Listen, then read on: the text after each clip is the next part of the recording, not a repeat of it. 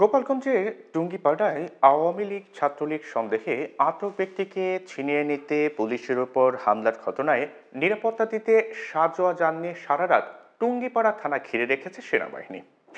রোববার রাত 9:30 থেকে সোমবার সকাল 8:30 পর্যন্ত সাজোয়া যান নিয়ে টুঙ্গিপাড়া থানার সামনে অবস্থান করছিলেন সেনাবাহিনীর সদস্যরা। মূলত রোববার সন্ধ্যা 7টার দিকে উপজেলার খান সাহেব শেখ মোশাররফ হোসেন স্কুল অ্যান্ড কলেজের সামনে এক ব্যক্তিকে আটকের জেরে এই ঘটনা ঘটে।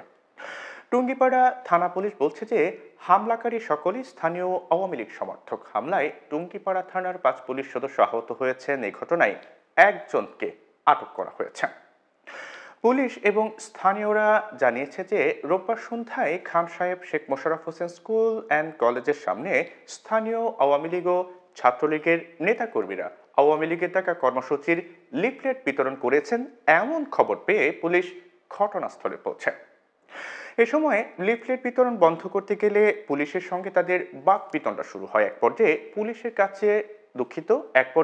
পুলিশের কাজে বাধা দেওয়ার অভিযোগে স্থানীয় সাফায়েত কাজীকে আটক করে নিয়ে যাচ্ছিল পুলিশ। এ সময় পুলিশের গাড়ি আটকে ভাঙচুর করা সহ একজন পুলিশ সদস্যকে অবরুদ্ধ করে তাদের উপর হামলা চালান স্থানীয়রা।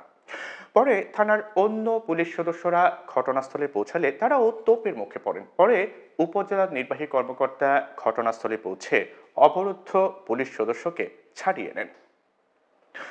বর্তমানে ওই এলাকার থমথমে অবস্থা বিরাজ করছে। ঘটনার পর থেকে নিরাপত্তা দিতে বেশ কয়েকটি সাজোয়া যান নিয়ে টুঙ্গিপাড়া থানার সামনে সারা রাত অবস্থান করেছে সেনাবাহিনী। এছাড়াও টুঙ্গিপাড়া থানা এলাকায় অতিরিক্ত পুলিশ ও আইন শৃঙ্খলা বাহিনীর সদস্য মোতায়েন করা হয়েছে।